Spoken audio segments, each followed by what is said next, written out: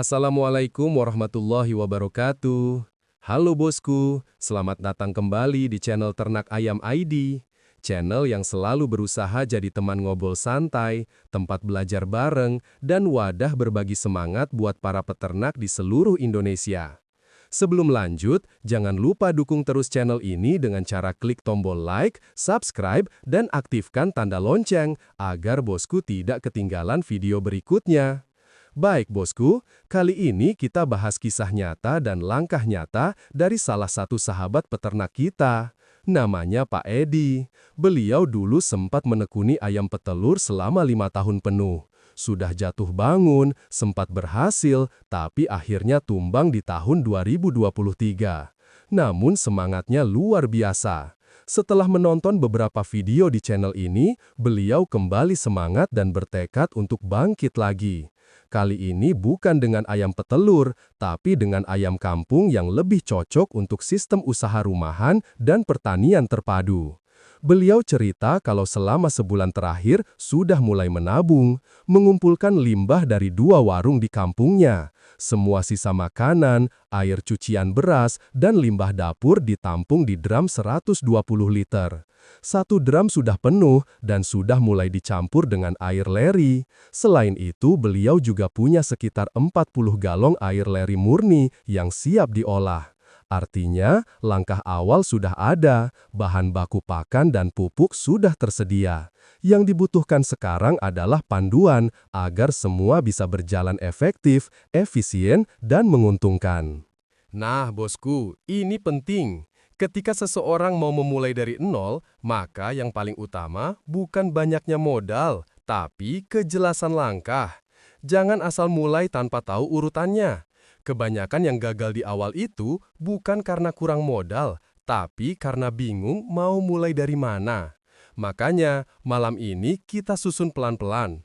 Dari kandang, pakan, sampai tahap jualan. Agar siapapun yang nonton video ini bisa meniru langkahnya, dari awal sampai panen. Langkah pertama tentu kandang. Kandang adalah fondasi dari keberhasilan peternakan ayam kampung. Buat bosku yang baru memulai, ukuran standar kandang bisa 120 cm lebar, panjang 2 meter, dan tinggi 2 meter. Bisa dibagi jadi 4 sekat rak bertingkat. Setiap tingkat bisa menampung ayam sesuai fase umur. Jangan takut kalau jarak antar rak terlihat sempit. Ayam tetap bisa tumbuh nyaman selama ventilasi dan kebersihan terjaga. Kalau modelnya 4 rak, tiap kolom bisa diisi 20 ekor ayam per meter persegi. Artinya, satu kolom bisa menampung sekitar 80 ekor. Kalau 2 kolom berarti 160 ekor. Bahkan dengan pengaturan yang pas, kapasitas bisa mencapai 200 ekor. Untuk pemula, cukup isi dulu 10-20 ekor agar bisa belajar manajemen harian tanpa beban. Nanti kalau sudah terbiasa, baru tambah perlahan. Lalu bagaimana sistem alur umurnya? Umur 1 bulan di lantai bawah karena butuh suhu hangat dan mudah dikontrol. Umur 2 bulan di rak atasnya, 3 bulan di tingkat ketiga, dan 4 bulan di tingkat keempat. Kalau indukan, sebaiknya dilepas di area luar kandang supaya mudah beradaptasi dan menjaga telur tetap aman. Konsep ini sederhana tapi efisien. Ayam tidak perlu berpindah-pindah tempat, peternak mudah memberi makan dan membersihkan, serta kotoran jatuh ke bawah tanpa menumpuk di area ayam. Lanjut ke sistem brooder. Brooder wajib dibuat rapi untuk 2 minggu pertama. Kalau di dataran dingin, bisa pakai pemanas air yang mengalir di pipa besi. Jadi panasnya stabil dan tidak langsung membakar udara. Sekaligus, hasil pembakaran sekam bisa dimanfaatkan jadi 3 hal sekaligus. Pertama, arang sekam bisa dijadikan media tanam. Kedua, asap cairnya bisa dipakai sebagai disinfektan alami. Ketiga, panasnya dipakai untuk pemanas brooder. 1 api, 3 manfaat. Itulah cara efisien khas peternak cerdas. Selanjutnya soal pakan, tapi nanti kita bahas lebih dalam di bagian berikut. Intinya, pakan tidak selalu harus bergantung pada jagung. Apalagi kalau di desa harga jagung mahal atau sulit didapat. Bosku bisa manfaatkan singkong, dedak, dan limbah dapur. Singkong punya energi tinggi dan mudah dibudidayakan. Kalau dikelola dengan benar, hasilnya luar biasa untuk ayam pedaging maupun indukan. Sekarang kita masuk sedikit ke arah strategi tanam. Kunci sukses peternakan ayam kampung rumahan adalah integrasi. Ayam butuh pakan, pakan bisa tumbuh dari limbah dan lahan. Kotoran ayam kembali ke tanah jadi pupuk. Hasil tanam jadi pakan ayam. Itulah konsep siklus berkelanjutan yang terus menghidupi diri sendiri. Jadi bukan hanya ternak, tapi sekaligus menciptakan ekosistem pertanian yang utuh dan organik. Kalau semua ini disiapkan sejak awal, bosku nggak akan bingung lagi nanti. Ketika ayam mulai bertelur, bahan pakan udah tersedia. Ketika pakan butuh tambahan, lahan sudah siap panen jagung atau singkong. Tidak ada yang terbuang, semuanya saling menguatkan. Dan yang paling penting, semua bisa dilakukan dari rumah dengan biaya kecil tapi hasil besar. Nah bosku, itulah pondasi awalnya. Dari semangat Pak Edi, kita belajar bahwa kegagalan bukan akhir, justru awal dari kesuksesan yang lebih matang. Kalau dulu gagal karena sistem belum tepat, kali ini kita mulai dari dasar. Mulai dari kandang, dari pakan, dari kebiasaan kecil yang benar. Insya Allah hasilnya akan jauh lebih stabil, lebih sehat, dan tentu lebih menguntungkan. Baik bosku, kita lanjut ke tahap berikutnya. Setelah kandang siap dan desain dasarnya udah mantap, langkah selanjutnya adalah fokus pada pakan dan sistem pemberiannya. Banyak peternak pemula yang bingung di bagian ini. Padahal, kunci utama keberhasilan ternak ayam kampung justru ada di manajemen pakan. Kalau salah sejak awal, ayam bisa gemuk tapi malas bertelur, atau malah kurus dan gampang sakit. Jadi, kita bahas pelan-pelan agar bosku bisa langsung praktek di rumah tanpa bingung. Kita mulai dari bahan utama. Bahan pakan lokal itu melimpah, murah, dan mudah didapat. Coba lihat sekeliling rumah. Ada air cucian beras atau air leri, ada sisa sayuran, sisa nasi, bahkan limbah dapur dari warung sekitar. Semuanya bisa diubah jadi pakan berkualitas asal tahu caranya. Seperti yang dilakukan oleh Pak Edi tadi, beliau sudah mulai menampung air leri dan limbah rumah tangga di drum 120 liter. Langkah ini sudah benar, tinggal cara pengolahannya yang harus tepat, agar hasil fermentasinya bagus, tidak busuk, dan tidak meracuni ayam. Langkah pertama, siapkan campuran air leri dan limbah dapur dengan perbandingan seimbang. Kalau airnya terlalu banyak, hasilnya akan terlalu cair dan cepat basi. Kalau terlalu padat, proses fermentasi tidak sempurna. Jadi, sebaiknya gunakan perbandingan 1:1. Saring dulu limbahnya supaya tidak ada tulang atau benda keras. Kemudian peras agar kadar air tidak berlebihan. Langkah pertama, siapkan campuran air leri dan limbah dapur dengan perbandingan seimbang. Kalau airnya terlalu banyak, hasilnya akan terlalu cair dan cepat basi. Kalau terlalu padat, proses fermentasi tidak sempurna. Jadi sebaiknya gunakan perbandingan 1:1. Saring dulu limbahnya supaya tidak ada tulang atau benda keras. Kemudian peras agar kadar air tidak berlebihan. Hasilnya adalah bahan dasar fermentasi yang lembab tapi tidak becek. Bahannya tidak boleh basah seperti bubur dan juga tidak boleh kering seperti dedak polos. Selanjutnya, campurkan bahan tersebut dengan dedak padi. Gunakan perbandingan 1:1 antara bahan limbah dengan dedak. Kalau ingin hasil lebih baik, bisa tambahkan jagung giling secukupnya. Jagung ini fungsinya untuk menambah energi dan menjaga keseimbangan protein dan karbohidrat. Sebab ayam yang terlalu banyak makan dedak cenderung gemuk tapi malas bertelur. Sementara ayam yang diberi campuran jagung akan aktif, sehat, dan produktif. Nah, kalau mau lebih maksimal, tambahkan kuteja atau jamu herbal fermentasi buatan sendiri. Kuteja ini campuran dari kunyit, temulawak, jahe, dan bawang putih yang difermentasi menggunakan air kelapa dan gula merah. Manfaatnya luar biasa. Bisa meningkatkan nafsu makan, memperkuat daya tahan tubuh, memperbaiki sistem pencernaan, dan membuat kotoran ayam tidak bau. Cukup tambahkan 1 tutup botol kuteja ke 1 liter air minum ayam setiap hari. Selain itu, kuteja juga bisa diteteskan sedikit ke campuran pakan fermentasi untuk mempercepat proses peragian. Pakan akan terasa hangat dan wangi jamu, dan ayam pun jadi lebih lahap.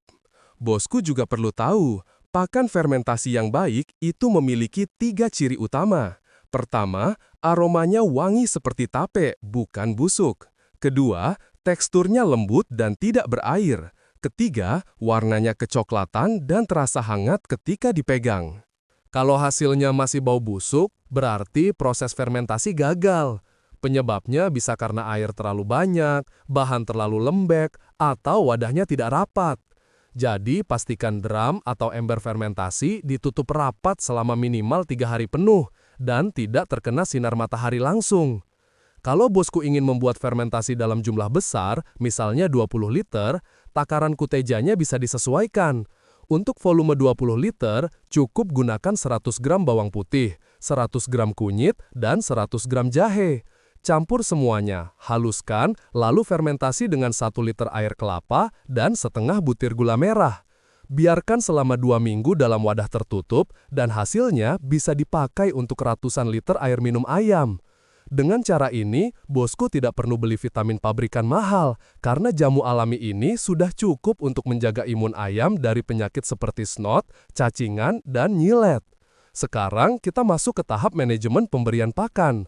Begitu ayam masuk kandang, jangan langsung diberi makan banyak. Hari pertama cukup beri air minum yang dicampur kuteja. Biarkan ayam beradaptasi dulu dengan lingkungan barunya. Hari kedua, mulai beri pakan fermentasi dalam porsi kecil tapi sering.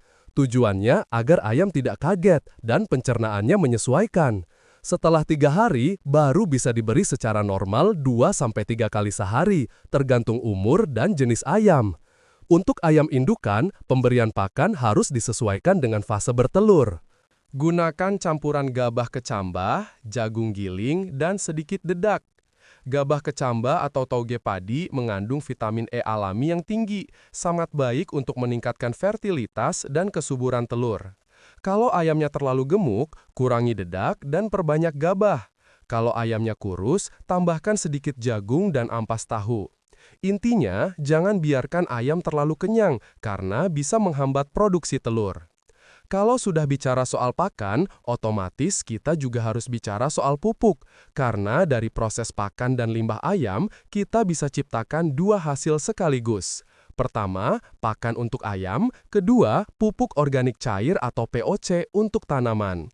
Ini yang disebut sistem pertanian terpadu. Ayam menghasilkan kotoran, kotoran jadi pupuk, pupuk menyuburkan lahan, lahan menumbuhkan jagung dan singkong, lalu hasilnya kembali jadi pakan ayam. Siklusnya tidak terputus. Ekosistem ini bisa berjalan mandiri dan menekan biaya sampai 70%. Cara membuat POC juga sangat mudah.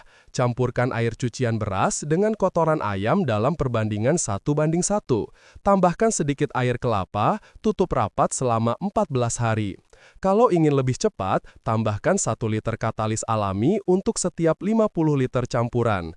Katalis ini bisa dari sisa ampas jamu, EM4, atau bahan organik cair hasil peragian sayur dan buah. Setelah 2 minggu, saring cairannya dan campurkan 1 liter POC ke 10 liter air untuk penyiraman tanaman.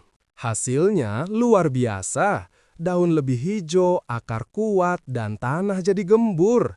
Jadi bosku, intinya bosku, ayam dan lahan itu harus saling menopang. Kalau hanya fokus ke ayam tanpa memikirkan sumber pakannya, pasti akan berat di biaya. Tapi, kalau pakan dibuat sendiri dari limbah dan hasil tani sekitar rumah, biaya bisa ditekan, kualitas tetap bagus, dan usaha jadi berkelanjutan. Inilah alasan kenapa sistem ternak ayam ID selalu menekankan konsep pakan dari desa untuk ayam desa. Kita tidak tergantung pada pabrik, tidak takut harga naik, dan tidak khawatir stok habis. Oke bosku, itu tadi pembahasan lengkap tentang manajemen pakan dan proses fermentasi. Mulai dari air leri, limbah dapur, hingga jamu kuteja herbal yang bisa dibuat sendiri. Di bagian berikutnya, kita akan bahas lebih dalam tentang manajemen bibit dan cara menyiapkan ayam indukan agar cepat produksi. Kita juga akan bahas bagaimana menghitung kebutuhan pakan harian supaya seimbang antara jumlah ayam dan luas lahan singkong atau jagung yang ditanam. Kalau udah masuk ke tahap pembibitan, inilah titik penting yang akan menentukan masa depan peternakan bosku. Banyak peternak gagal bukan karena pakan, tapi karena sistem pembibitan yang tidak stabil. Kadang DOC terlalu sedikit, kadang menetas barem semua, akhirnya tidak ada rotasi panen. Padahal kuncinya bukan di banyaknya ayam, tapi di keteraturan sistem dari indukan sampai ke penetasan. Langkah pertama adalah pemilihan indukan. Untuk betina, pilih ayam yang sehat, aktif, dan punya bentuk tubuh proporsional. Jangan pilih yang jalannya pincang atau paruhnya bengkok. Perhatikan juga warna jenggernya, harus merah segar, tanda bahwa ayam dalam kondisi sehat dan produktif. Kalau jengger pucat, biasanya ayam kurang darah atau kekurangan protein. Untuk jantan, pilih yang gagah, dada lebar, kaki kokoh, dan suaranya keras. Suara ayam jantan yang keras dan nyaring menandakan hormon testosteron tinggi, artinya kualitas spermanya bagus untuk mengawini banyak betina. Idealnya, satu jantan melayani 4-5 betina saja. Jangan terlalu banyak, karena kalau jantan kelelahan, fertilitas telur akan turun. Banyak peternak mengira makin banyak betina makin cepat kaya, padahal malah hasilnya menurun. Jadi, fokus ke kualitas, bukan jumlah. Setelah indukan siap, perhatikan juga rasio umur. Ayam betina yang terlalu tua biasanya sudah tidak produktif lagi, sedangkan yang terlalu muda belum stabil hormonnya. Umur ideal indukan sekitar 8 bulan sampai 2 tahun. Setelah lewat 2 tahun, mulai ganti dengan generasi baru. Kalau udah punya sistem pipeline, bosku bisa mulai rotasi indukan tiap 6 bulan, supaya terus ada regenerasi tanpa kehilangan produktivitas. Masuk ke bagian penetasan. Ada 2 sistem utama, alami dan mesin tetas. Untuk sistem alami, ini cocok buat bosku yang baru mulai dari kecil. Caranya gampang, cukup sediakan tempat yang tenang dan agak gelap untuk ayam betina mengeram. Pastikan alasnya kering dan lembut, bisa pakai sekam, jerami, atau serbuk kayu halus. Waktu pengeraman sekitar 21 hari. Selama masa ini, pastikan betina diberi makan bergizi dan air bersih selalu tersedia, supaya stamina tetap kuat sampai menetas. Sedangkan, kalau bosku mau yang lebih cepat dan efisien, gunakan mesin tetas buatan sendiri. Tidak perlu mahal, cukup rak kayu, lampu 25-40 watt, termostat, dan wadah air kecil di dalamnya untuk menjaga kelembaban. Ukuran ideal mesin tetas rumahan 60x150 cm dengan kapasitas 300-350 butir telur. Suhu dijaga di kisaran 37-38 derajat Celcius dengan kelembaban 55-65%. Kalau tidak ada termostat digital, bisa pakai termometer kaca biasa dan pantau secara rutin. Prinsipnya sederhana, stabilitas suhu lebih penting daripada alat mahal. Tips pentingnya, balik telur 2 kali sehari, pagi dan sore. Ini penting untuk menjaga agar embrio tidak menempel di satu sisi. Banyak peternak pemula gagal menetas karena telurnya tidak dibalik.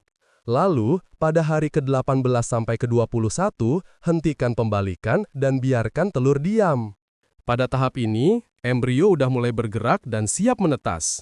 Jangan sering-sering buka tutup mesin di hari terakhir, karena perubahan suhu mendadak bisa menggagalkan proses menetas. Setelah menetas, inilah saat krusial yang sering diabaikan, perawatan DOC atau anak ayam. Begitu menetas, biarkan DOC tetap di mesin selama 6-8 jam agar bulunya kering sempurna. Setelah itu, pindahkan ke kandang brooder. Kandang brooder harus hangat, kering, dan punya ventilasi baik. Gunakan lampu pijar 15-25 watt untuk 50 ekor DOC. Letakkan di tengah kandang agar panas merata. Kalau DOC bergerombol di bawah lampu, berarti terlalu dingin. Kalau menjauh, berarti terlalu panas. Untuk alasnya bisa pakai sekam atau potongan kertas koran. Ganti alas setiap 2 hari agar tidak lembab. Berikan air minum yang sudah dicampur dengan gula merah cair atau madu pada hari pertama. Ini membantu pemulihan energi setelah menetas. Hari kedua dan seterusnya, mulai berikan pakan halus, campuran jagung giling, dedak halus, dan sedikit ampas tahu kering. Kalau mau lebih optimal, tambahkan juga fermentasi pakan cair seperti kuteja atau EM4 dengan dosis ringan, cukup 1 sendok makan per liter air. Ini memperkuat daya tahan tubuh dan mempercepat pertumbuhan. Setelah DOC berumur 2 minggu, bisa mulai diberikan pakan padat kasar. Campurannya bisa antara dedak, jagung halus, tepung ikan, dan sedikit singkong rebus cincang. Usia 3 minggu, mulai latihan kena sinar matahari pagi. Sinar matahari penting untuk pembentukan tulang dan kekebalan alami. Jangan lupa beri ruang gerak agar ayam tidak stres. Selanjutnya, untuk menjaga kontinuitas produksi, bosku harus memahami konsep pipeline pembesaran dan rotasi panen. Misalnya, satu kandang memuat 400 ekor ayam pembesaran. Maka, bagi kandang menjadi 4 sekat umur, 1 bulan, 2 bulan, 3 bulan, dan 4 bulan. Setiap bulan, panen 400 ekor dan langsung isi kandang paling bawah dengan DOC baru. Dengan begitu, alur produksi tetap jalan tanpa berhenti. Sistem ini disebut rotasi 4 tingkat, dan ini yang dipakai oleh peternak besar agar cash flow tetap lancar. Kalau bosku baru mulai dari kecil, cukup 100 ekor dulu tapi gunakan sistem yang sama. Contohnya, bulan pertama 25 ekor, bulan kedua tambah 25, dan begitu seterusnya. Nanti di bulan keempat, bosku sudah punya pipeline stabil 100 ekor dengan panen bergulir tiap bulan. Jangan lupa juga pentingnya seleksi bibit. Setelah generasi pertama menetas, pilih 10% dari ayam terbaik untuk dijadikan indukan baru. Pilih yang aktif, bulu mengilap, nafsu makan bagus, dan tidak cacat. Dengan cara ini, bosku akan punya siklus pembibitan mandiri tanpa harus beli bibit dari luar. Kalau sistem ini berjalan konsisten selama 6 bulan, produksi akan stabil, modal berputar, dan risiko gagal panen turun drastis. Masalah klasik di tahap pembesaran biasanya adalah stres, cuaca dingin, dan kepadatan kandang. Solusinya sederhana, jaga sirkulasi udara tetap baik dan jangan terlalu padat. Idealnya, 1 meter persegi cukup untuk 10-15 ekor ayam pembesaran. Kalau lebih dari itu, pertumbuhan akan lambat, bulu mudah rontok, dan ayam gampang terserang penyakit. Selain itu, biasakan semprot kandang pakai larutan cuka atau probiotik 2 kali seminggu untuk menekan amonia. Bersihkan tempat minum dan pakan setiap hari. Jangan tunggu sampai bau baru dibersihkan. Karena begitu amonia naik, mata ayam bisa iritasi dan muncullah snot, penyakit yang paling sering bikin rugi peternak. Nah, untuk memperkuat kekebalan, biasakan juga kasih jamu fermentasi alami. Resep sederhana, 1 liter air, 3 siung bawang putih, 3 ruas kunyit, 2 ruas jahe, dan 1 sendok makan gula merah. Rebus sampai mendidih, dinginkan, lalu campur ke dalam 19 liter air bersih.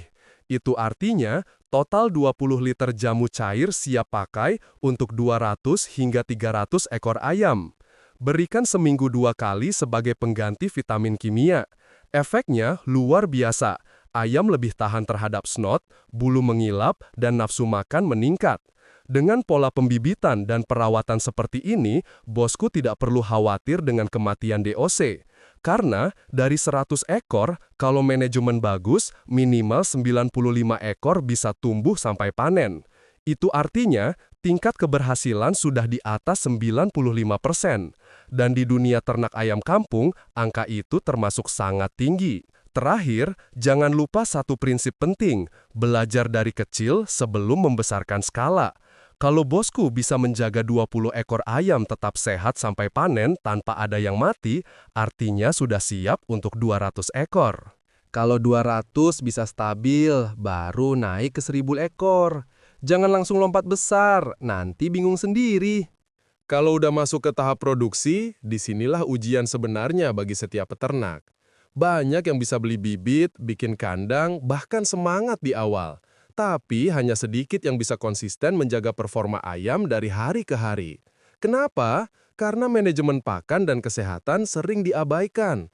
Padahal 2 hal inilah yang menentukan apakah peternakan bosku bakal terus tumbuh atau malah berhenti di tengah jalan. 1.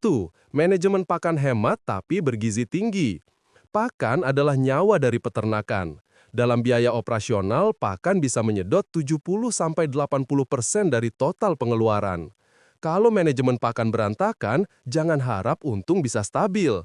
Tapi bukan berarti harus pakai pakan pabrikan yang mahal. Justru keunggulan ayam kampung ada pada kemampuan adaptasinya terhadap bahan lokal. Rumus sederhananya, hemat bukan berarti murahan, tapi cerdas dan terukur.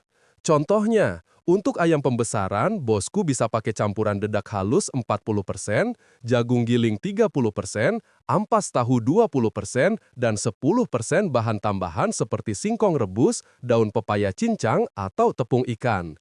Campur semua bahan ini lalu fermentasi selama 24 jam menggunakan air leri dan EM4 atau kuteja. Perbandingan cairan fermentasi 1 liter untuk 10 kg bahan pakan. Aduk sampai lembab seperti nasi aron, tutup rapat dan diamkan sehari semalam.